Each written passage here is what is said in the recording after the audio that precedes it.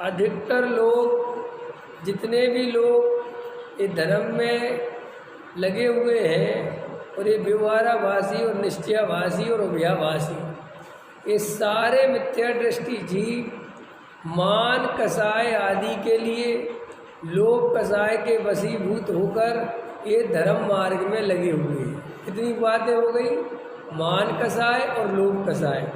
लोभ कसाय ऐसे काम करती है कि मर के नरक नहीं चला जाओ, ठीक है, कुगतियों में न चला जाओ, बड़ी अच्छी गति में चला जाऊं एक बार। दूसरे मेरे घर परिवार में सब अच्छा बना रहे, मेरा पुण्य का उदय चलता रहे, मेरा पाप का उदय नहीं आ जाए, और पुण्य का उदय देव शास्त्र गुरु की भक्ति इत्यादि में लगे रहने से सहज ही बनता है।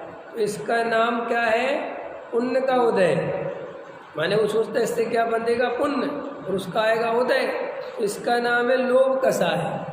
और मान कसाय कैसी है कि मंदिर में प्रतिष्ठा है, चार लोग अपने को धार्मिक समझते हैं, चार लोगों की नज़र में अपन धार्मिक बने रहते हैं। तो देखो क्या कह रहे, तो फिर वो जो भी बातें बनाता है अपने मान आदि के खंडन मान कसाय बनी रहे, अहंकार नहीं मिटे। इसलिए किसी ने पूछा कि आजकल मंदिर क्यों नहीं आते, ये नहीं कहता कि मन नहीं करता मंदिर आने का, कहता है मेरा कर्म का उदय चल रहा है। ये है, ये समझने लायक है ये सब।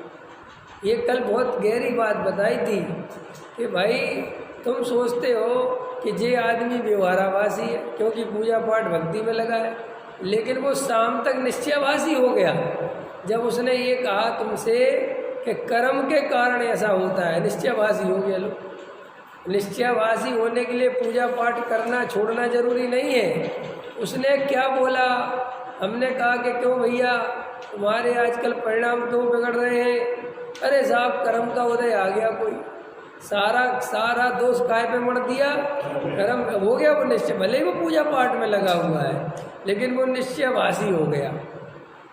और कोई तुम जिसे निश्चयाभासी समझते हो, ख्याल में आया कि नहीं आया, जिसे तुम निश्चयाभासी समझ रहे हो जो पूजा पाठ में नहीं आ रहा है, और वो कह रहा है कि अरे भैया मेरा जो है पुरुषार्थ कमज़ोर पड़ रहा है, मैं पूजा पाठ में नहीं आ पा रहा हूँ, क्या करूँ?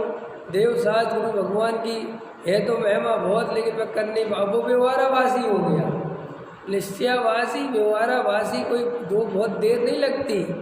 ये सब बातें जैसे देखो अच्छे से समझो, हमने सारे सिद्धांतों का उपयोग आत्म कल्याण करने के लिए किया है कि कसायों के पोषण के लिए किया है।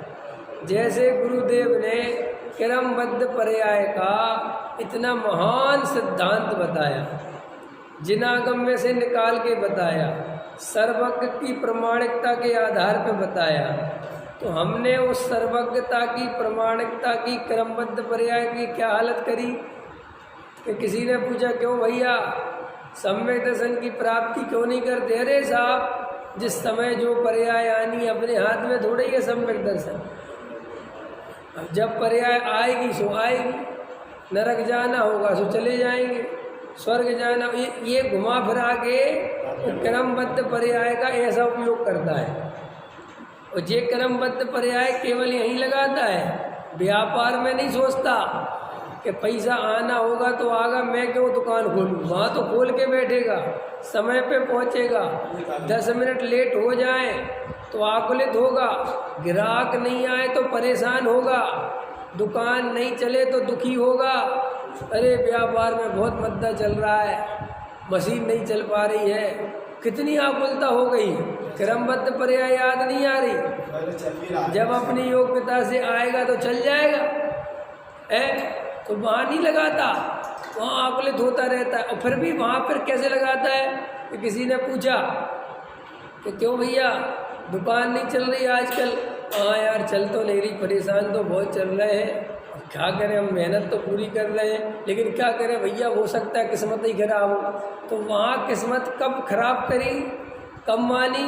जब अपनी पूरी ताकत लगा ली, अपने सारा काम जो कर सकते थे, सुबह 9 बजे जाके शटर खोल लिया, साफ सफाई कर ली, काउंटर पे बैठ गए, नौकर चाकर जो व्यवस्था है बना ली। अब ग्राहक आए तो आए, नहीं आए तो नहीं आए, वो तो कोई बात नहीं है, लेकिन तुमने तो अपना पूरा काम करा। तो तुम जब पूरा काम करते हो उसके बाद कहते हो कि यार किस्मत ही खराब है। पहले बिना करे कोई नहीं कहता किस्मत खराब है, कहता है कोई? तुम दुकान नहीं खोलो, समय पे नहीं जाओगे, किस्मत खराब है, ऐसा कोई मिला तुम्हें? तो ऐसे श्री गुरु कहते हैं तू यहाँ पुरुषार्थ तो कुछ करता नहीं, आत्मानुभूति का कोई उपाय करता नहीं, और कोई पूछता है कि तुझे सम्यक दर्शन क्यों नहीं होता, तो कहता साहब हम क्या करें साहब, हमारी भवितव्यता ही नहीं। कहता हमारे साहब कर्मबद्ध में अभी हो गई नहीं, हमारी परे आते बातें बनाता है। क्यों ऐसी बातें क्यों बनाता है? क्योंकि इससे मान आदित्य भंग नहीं होती, इससे लोग इसे अधार्मिक लोग कहते रहे तो बड़ा ही बढ़िया आदमी है, ये तो बहुत अच्छा आदमी। और अथवा दूसरा, चलो सम्यक दर्शन के नाम पर अन्यथा पुरुषार्थ करता है, ये भी अभी लेंगे टूर्नामेंट जी।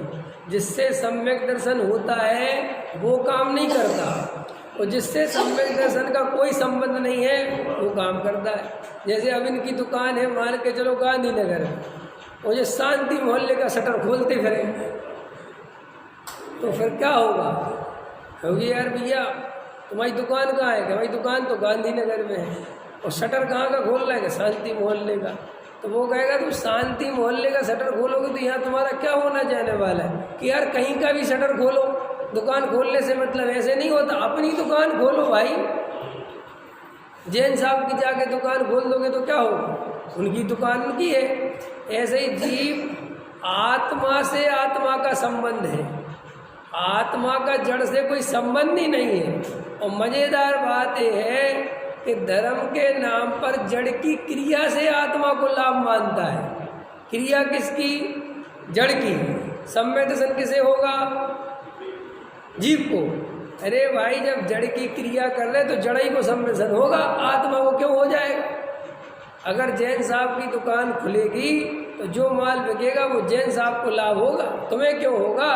तुम्हारी दुकान खोलोगे तो तुम्हें लाभ होगा। ऐसे ही तुम जड़ की क्रिया से धर्म मानोगे तो धर्म कैसे हो जाएगा? आत्मानुभव कैसे हो जाएगा?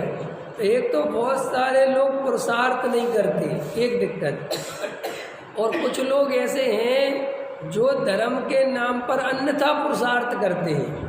वे बेचारे लगे तो हैं, जैसे बहुत सारे लोग कैसे मंद कसाय है, उनकी कसाय तीव्र नहीं है, तो वे क्या है कि सम्यक दर्शन चाहते तो हैं, लेकिन वे सम्यक दर्शन जिस भांति चाहते हैं उस भांति सम्यक दर्शन नहीं होता। ये बात उन्हें समझ में नहीं आती। समझ में क्यों नहीं आती? क्योंकि उस बात को समझने के लिए पक्ष से रहित होना चाहिए। अब उनको पक्ष हो गया क्रियाकांड का, उनको मंद कसाय का रस आ गया। अब उन्हें ऐसा मज़ा आता है शुद्ध खाने में, शुद्ध पहनने में, शुद्ध ओढ़ने में, क्रियाकांड वालों के साथ चलने में। अब उन्हें ये बात समझ में नहीं आती है कि इससे धर्म नहीं होता। वे ऐसा बोलते भी हैं कि इससे धर्म नहीं होता, हमें पता है, लेकिन इसके बिना भी नहीं होता। पकड़ में आई कि नहीं आई? ये जो बात बोली जा रही है कि इससे धर्म नहीं होता लेकिन इसके बिना भी नहीं होता, ऐसा बोलने वाला 100% क्रियाकांड का पक्षपाती है।